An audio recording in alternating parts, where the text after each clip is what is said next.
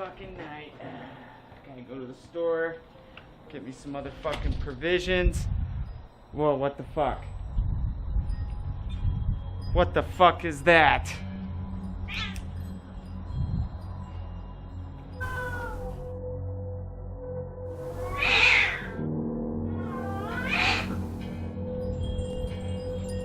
Vampire kitties!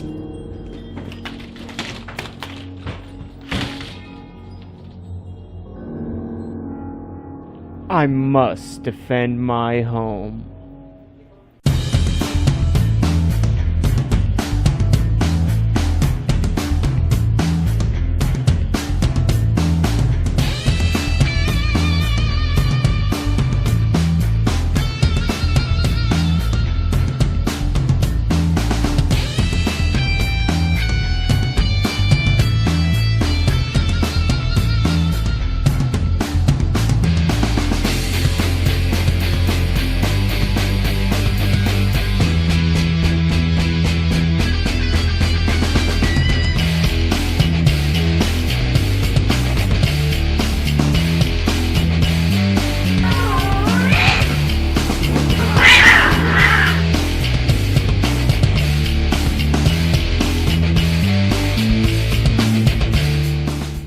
Some implode, some explode. Some die quietly, some meow louder than hell.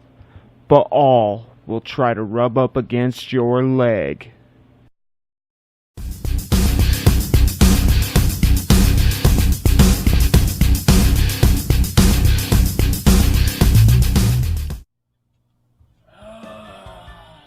Motherfucking vampire kitty shit.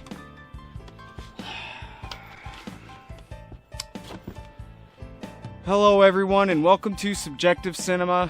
My name is Benny the Bull. Since my house is being invaded by vampire kitties and it's going to be a while before the sun comes up, I thought I'd tell you a little story about vampires that took place in 1987. Yep, I'm talking about The Lost Boys. So this movie had a collaboration of writers, none of which I can seem to find pictures of on the internet, so fuck 'em. It was directed by Joel Schumacher, who single-handedly destroyed the Batman series that Tim Burton started. His lighting choices, I'm not really a big fan of, but I will give it to him on this one, because that weird motherfucker did a good job on this movie. It stars Jason Patric, who plays the main protagonist. Shit, I can't remember the character's name. Mikey. Oh yeah, Michael. Hey, Michael. It's Michael. Michael! Yeah, that's what I said. Michael! Alright already! Fuck! Jeez, I don't know how I forgot that name. They say it enough in this fucking movie. The late Corey Haim plays Michael's brother and confidant, Sam. Diane Wiest plays their mother, Lucy. Kiefer Sutherland plays the antagonist of the movie, the vampire David. And finally, I will credit Jamie Gertz, sexy self, in this as the love interest star. That woman makes me feel kind of funny. Like when we used to climb the ropes in gym class. So originally this movie was written to be an adaptation of James Matthew Barrie's novel Peter Pan. I'm not sure how that would work. I just know that David was supposed to be named Peter and Lucy was supposed to be named Wendy. But I guess Schumacher didn't really, he didn't like it, so they changed it into the script and movie that we now know today. Before we get into the walkthrough, I would like to thank Feedspot for featuring my channel, Subjective Cinema, on their list of best movie reviews on YouTube. You can check it out. I'll have a link in the description. Now we're done with my yapping. Let's get into the walkthrough.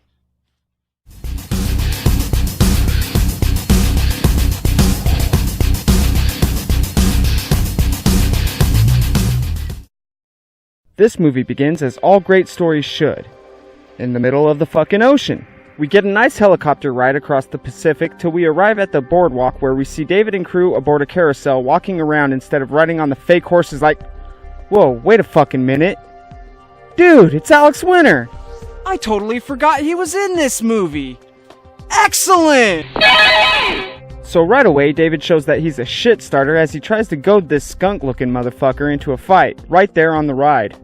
Damn, David, there's kids around. Take it easy, you fucking asshole. Well, a rent-a-cop steps in and puts an end to that shit and tells the Lost Boys to fuck themselves all the way back to Never Never Land. Later, after the amusement park is closed, we see the security guard heading to his car when he gets some unexpected visitors. We then see an awesome helicopter/POV shot of the Lost Boys flying to swoop down and have a little supper of the rent-a-pig variety. I actually respect the hell out of law enforcement, but I couldn't let that joke slide between my fingers. I mean, give me a break. I'm not that funny. I gotta take them where I can get them. We see Michael, Sam, Lucy, and their pretty doggo Nanook as they drive to their new home in California. Sam and Michael bitch and moan about their mother's choice of music until she caves and changes the radio station, which establishes that her fucking ass is a pushover. I don't know if they did that intentionally or not, but that's what I got from it. They pass a sign that gives two important details. First, that they're moving to Santa Carla, and second, that it's the murder capital of the world. We then go into a montage of all the weirdos that inhabit Santa Carla, backed by People Are Strange, originally by The Doors, but covered in this movie by a band called Echo and the Bunnymen. Honestly, this montage is entirely too fucking long. Seriously, it's like 2 fucking minutes straight of weirdos, carnival rides, and the song. Finally, we get a long-ass panning shot to their final destination. Wait, never fucking mind, it's their car again. Are you fucking kidding me? Okay, now we get a shot of their destination, which is Lucy's father's home, who is most creatively named Grandpa. After they arrive, they see a shocking scene of Grandpa laying on the porch looking like he's dead. Is he really dead? Or is he undead? Nah, he's neither. He just has a really good sense of humor. So the boys start unpacking, and immediately Sam notices there's no television, which nearly puts him into panic mode. Really, dude? You have a badass country home, horses and shit. Fuck, you could get so much booty in that house, nothing could stop you. Okay, Grandpa's obsessed with taxidermy. That's cockblock material, faux show. Wait, Grandpa's also growing pot in the window. Taxidermy shit is now irrelevant. So Michael asks his grandpa if Santa Carla is really the murder capital, and Grandpa offers some comforting insight. All the corpses buried around here was to stand up all at once. We'd have one hell of a population problem. See, there's nothing to worry about, you pussy. We then fly back over to the boardwalk where we see a roided-out homosexual playing the sax with a killer crowd partying their asses off. That's when Michael spots Star and straight stares at that woman like he wants to spray a load of solar babies all over her face. I mean, can you blame him? Anyone would. Look at that gorgeous woman. Well, maybe not this guy. So Michael stalks her, probably trying to get the nerve to break the ice when he sees her jump on David's bike and take off. Oh shit, never mind. She's a vampire, dude. Abort immediately. While this is going on, Lucy does the responsible thing and gets a job like Michael and Sam's complaining asses should be doing. She scores one immediately at an electronics store whose owner, Max, takes a shine to her right away. David and the Lost Boys come in while this is going on, and Max tells them to get their loitering fucking asses the fuck out of his store. These fucking guys just aren't allowed to go anywhere. So while Lucy is busy being a good mother and Michael is busy trying to get laid, Sam finds a comic book store and decides to check that shit out. Upon entering, he notices that he's being watched by the store's proprietors, Edgar and Alan Frog. Okay, so Edgar is played by Corey Feldman and Alan is played by Jameson Newlander. And yes, their names are directly referencing the poet Edgar Allan Poe. But what's more interesting than that is that Corey Feldman and Corey Haim became good friends on the set of this movie in the production. And they actually went on to star together in a lot of movies. There's a whole list of them online. So the Frog Brothers creepily approach Sam and try to call his fucking ass a poser and insinuate that he's not even really a comic book fan. You know, like the millions of fake-ass comic book fans that exist today thanks to Marvel Studios. Sam is like, who the fuck are you two fucking dweebs? As he explains how their lack of comic book knowledge causes them to not even stock their comic books on the right shelves. Yeah. Take that and smoke it, you fucking frog fuckers. So the Frog Brothers accept his comic book brilliance, and after that they decide to let him in on Santa Carla's dirty little secret. That the town is actually a safe haven for a brood of vampires. Then we see the skunk-headed douchebag from the carousel trying to get some of his girlfriend's vajayjay, but being denied horribly because she's way too busy reading a comic book. Now think about that, dude. She's telling you that your dick means less than ink on paper. Let that soak in for a little bit. Maybe you should change your lifestyle choices, bro. Suddenly, the fucking top of their car is ripped off and both of them are yanked off screen by what could only be a xenomorph queen. No? Okay, fine. Maybe it was the Lost Boys, but I'm holding on to my xenomorph theory till proven otherwise. Now we have a scene that I should probably skip over, but it's too funny to bypass completely, right?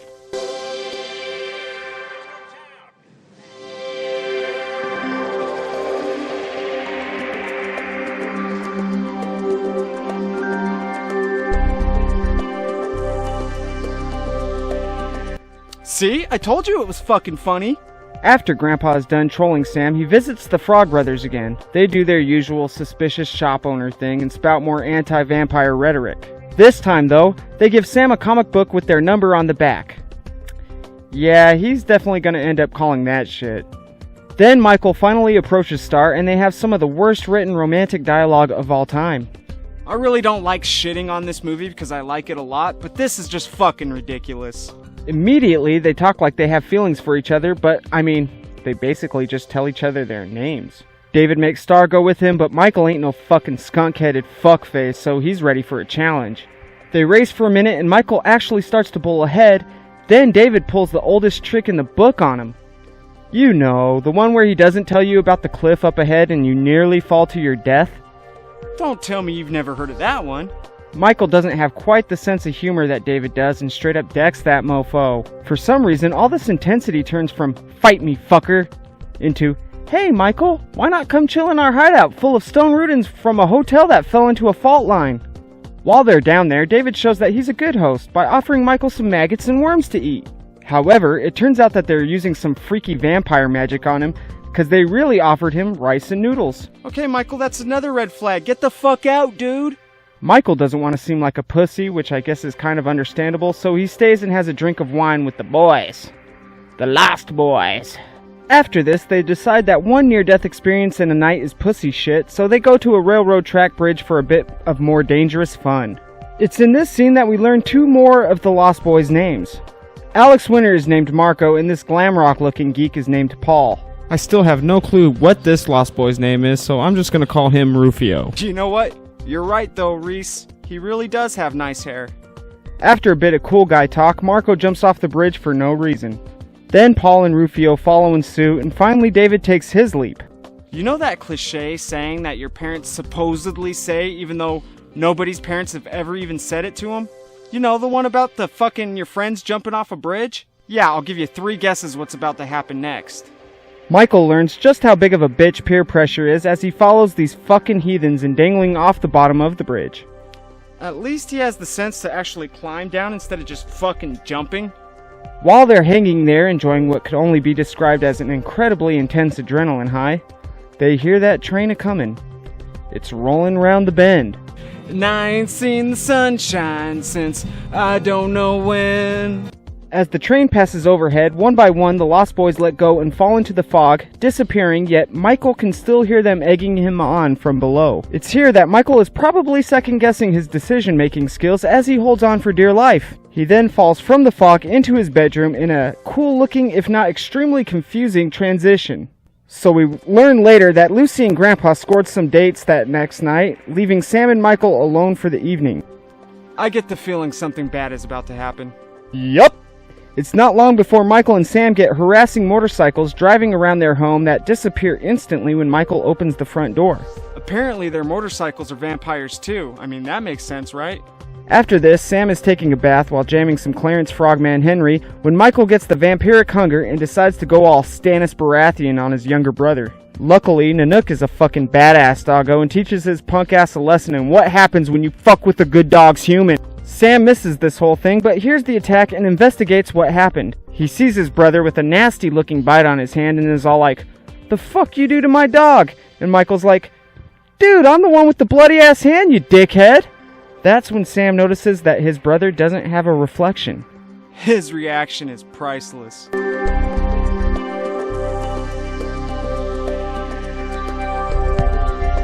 Both characters freak the fuck out in different ways. Sam calls the Frog Brothers, who tell him to stake his fucking brother in the chest. I mean, it's probably good advice, but I'd get a second opinion, dude. Michael decides to go to bed, because I mean, what else could you do at that point? Then Sam decides to call his mom and do his best to break the bad news to her. Mom? Yeah, are you sitting down? Well, sit the fuck down, because I got some bad shit to tell you. At this time, Michael starts flying involuntarily, which hopefully makes him understand the gravity of his situation. Michael then starts floating out his window and would probably float to his own death if not for catching the phone to anchor himself to his house. Then he hears Sam talking to their mom on the phone and begins exclaiming that Sam is full of shit. Sam sees him flying and goes completely apeshit, screaming to their mother that Michael is going to kill him. Poor Lucy doesn't know what the fuck to think and ditches Max without even telling him goodbye. Poor fucker. Dude, Lucy might be a pushover, but damn, she's a good mother. So Michael manages to calm Sam the fuck down by telling him that he won't hurt him and that he's gonna figure things out. Then, Lucy comes home. Okay, that's bullshit. How the fuck did she get home so quickly? She was at the damn boardwalk. There's no way they live that close. So Sam lies and says that one of his comics just scared him, and Lucy's all like, "Geez, Sam, Mommy was trying to get some dick, you little shit." Then notices that Michael spilled milk all over the fucking kitchen. That's when we see Laddie as a missing child on the milk jug. Yeah, I haven't brought up Laddie yet. Reason being for that is because he's totally fucking pointless. Don't be surprised if I don't bring him up again for the rest of the fucking video. So Michael decides to stay true to his word and goes to Star to figure out what the fuck is going on. He's all like, "What's happening to me, Star?" And Star's all like, "Oh, Michael." Biggity bam! They're insta-fucking. You know, I told you the romance was lazy as shit in this movie, but I really can't hate on Michael. After what looks like some boring-ass sex, Star and Michael are spooning till we see another flying POV shot telling us that the Lost Boys are coming home, but from a jet this time, as opposed to the helicopter we usually get. This actually turned out to be my favorite shot in the movie. It's fucking really cool looking, and I would have loved to be that cameraman. Michael then goes home and his mom is waiting for him. She's not even a little pissed and just tries to talk to Michael, probably about sex, since it's obvious by just looking at him that he's been boning all night. Michael acts like a typical punk-ass teenager and blows his mom off rudely, then passes by his grandpa, who looks like he couldn't be more proud of the fucking jerk. We then see Lucy and Sam, who are going to Max's house to apologize for her ditching out on their date, but then Max's doggo, Thorn, attacks Lucy and she barely escapes before he takes a chunk of her leg as a fucking souvenir. You know, you might consider this a bad trait in a dog, but I don't. Good boy, Thorn, protect your shit. So the Frog Brothers tell Sam that killing the head vampire will release his brother from the curse, and this, along with Thorn attacking his mom, makes Sam believe that Max is the patriarch vampire. This gives him a plan. He invites Edgar and Alan to supper with his mom and Max to test him for vampirism. First, they dose his fucking ass with garlic under the guise of Parmesan cheese. It doesn't work, and it's a good thing that he's not allergic to garlic. Fuck, can we rule him out now? Nope. Next, they dump holy water into his lap. Alright, y'all, give it up. Fuck that shit. Third time's the charm. They finally decide to kill the lights, then turn them back on to test to see if Max has a reflection. You know, it's bad enough that you're torturing this motherfucker, but couldn't you have just taken the mirror and kind of nonchalantly, fucking angled it or something? Max says he knows what's going on and politely tells Sam that he's not trying to replace his dad or be possessive of Lucy, then gracefully leaves. Lucy is kind of upset, but it's obvious at this point that she's completely incapable of disciplining her damn son. Whoa, Grandpa's mad mugging the shit out of Max. I wonder what that shit's all about. Now we see Michael confront David to get the answers that sex with Star distracted him from earlier. That's when David takes him to a drunk-ass sausage fest around a campfire. Looks pretty fucking lame to me, but I mean, at least they're listening to good music. Run DMC and Aerosmith, fuck yeah. Then the fucking Lost Boys vamp the fuck out and go on a horrendous murder spree, not only drinking the blood of their victims, but also throwing their asses on their own fucking campfire as well. Is all that really necessary? I mean, honestly! Michael is fucking spooked as a motherfucker after witnessing all that traumatizing shit, and that's when David breaks the news that Michael should have already known by now. Dude, I told you twice that these fucks were vampires. Jeez, nobody ever fucking listens to me. So Michael goes to Sam's room to explain what's going on, because I mean, if you can't tell your brother, who can you tell, am I right? They're interrupted by Star, who requests an audience with Michael. He tells her to fuck off, and she's all like, "Oh hell nah, you ain't fucking me and not calling back." And she flies up into Sam's window, scaring the shit out of him. Yeah, Sam being scared in this movie is almost like a fucking reoccurring theme. She explains that her and Michael aren't full-blown vampires yet. They only have the HIV form of the disease. First, they have to feed to complete their transformation, and Michael was supposed to be her first meal. So Sam gathers the Frog Brothers, and along with Michael, they decide to go to the Lost Boys' hideout and end this shit once and for all. Oh, this ought to be good. Immediately, Edgar gets all steak happy and tries to kill Star. Dude, calm the fuck down. She doesn't even look like a vampire. Michael tells them to go fuck themselves, and so the Frog Brothers and Sam decide to go look for the Lost Boys while Michael carries Star and Laddie out of the cave.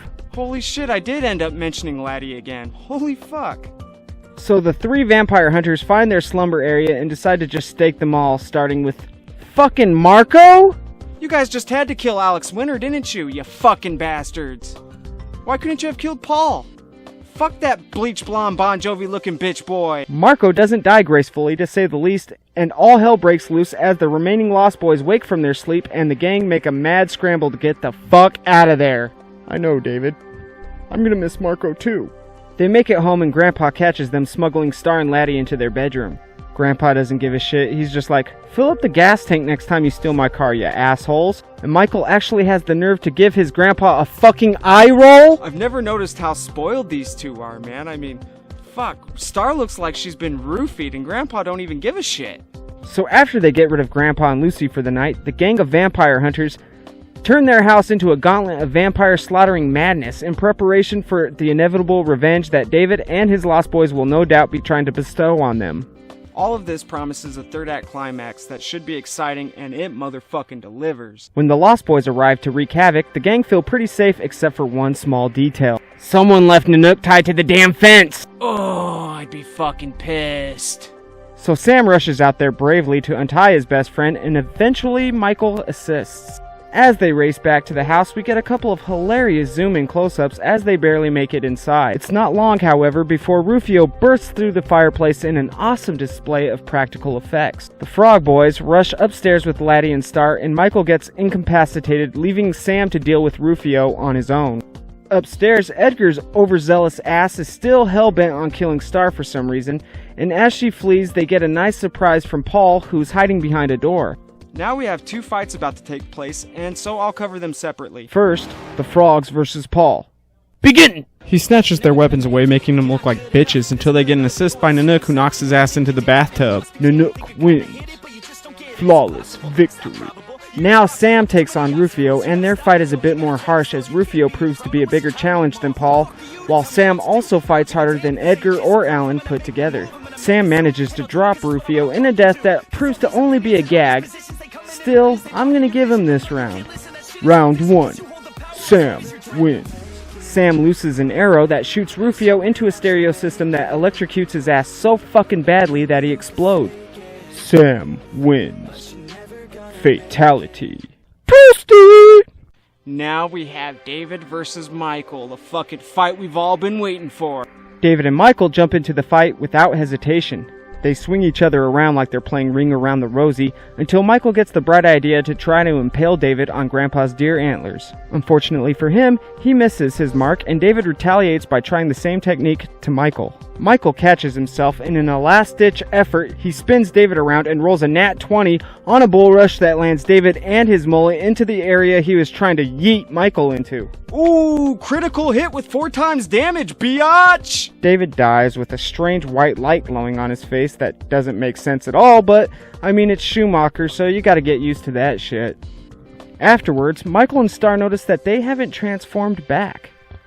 This can only mean one thing, that there is at least one more vampire still alive and he is definitely the patriarch. 3 guesses on who it is. Lucy and Max arrive to a demolished house and Lucy still doesn't freak the fuck out, being more concerned with if her boys are okay. Max feels the same, and to his dismay, his boys are all dead. OMG, do you mean? Yes, I do! Max is the father bloodsucker and explains that he wanted to take Lucy as his wife. That's why his plan was to turn Michael and Sam so she would have no choice but to be his vampire bride. So everyone gangs up on Max in the worst possible way, one at a fucking time. He then takes Sam hostage until Lucy agrees to let him turn her. Things are looking pretty fucking bleak for our heroes.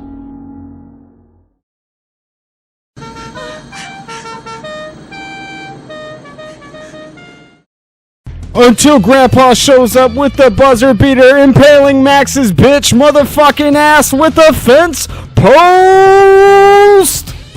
That's right! Get off my daughter, motherfucker! You ain't the only catalyst in this story, Max, you fuck. Michael, Star, and Laddie change back to their human selves, and Grandpa then delivers the best line in the entire movie.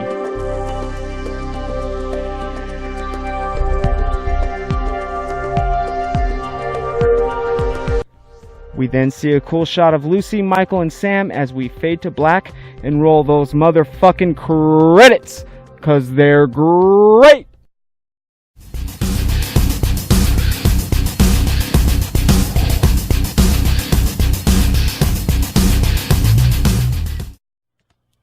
By my count, there was 115 Michaels in this movie. In an hour and 33 minutes, that is one Michael per 1 minute and 20 seconds. Thank you for watching my video. It's been quite a production, I tell you that much. So this movie cost me $6 on Amazon, and that fucking blows my mind because it cost less than fucking Heathers. Alright, that's fucking weird. Speaking of Heathers, let's go ahead and check out the comments that I've chosen from the Heathers video to feature in this video. This one comes from SL Vassy, who says, yes, keep it up, good shit. He was talking about other comments. I got people saying I had good content. I think JD was just tired of the divide of untouchables and those they considered less worthy, and shows that no matter what, your casket looks the same. Unless you blow yourself up, then I'm thinking just graveside. Pretty funny response. I left him a good one. Probably not quite as good as his response, but whatever. If you want to check that out, I suggest checking out my Heathers video. I'll have it on the end screen. And the second one comes from Android Frizzon, who says, the musical is so much worse. Thank you for that information, Android, because I'm glad I'm not going to waste my time or money watching this damn musical. Maybe I'll check it out on the internet or something. Alright, now for the questions. Do you think they should have had a fight between Nanook and Thorn? Personally, I think that would have been fucking great.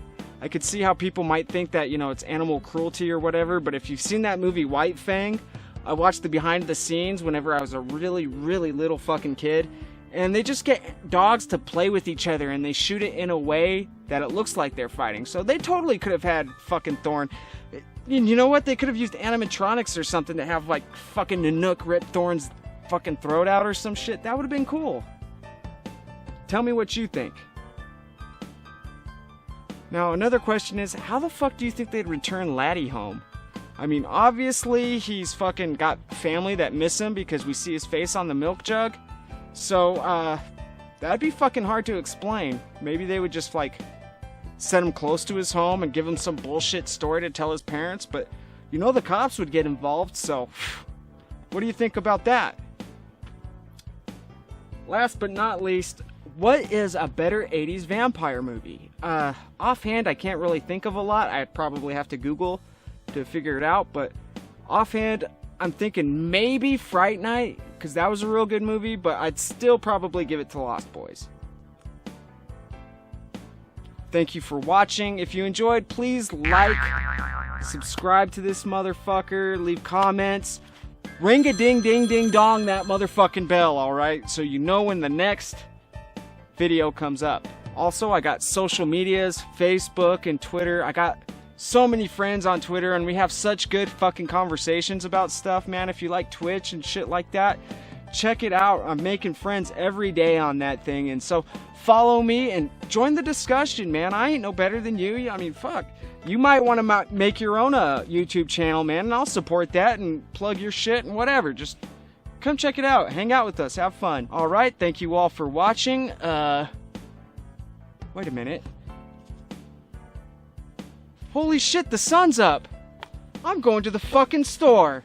I'll see y'all later.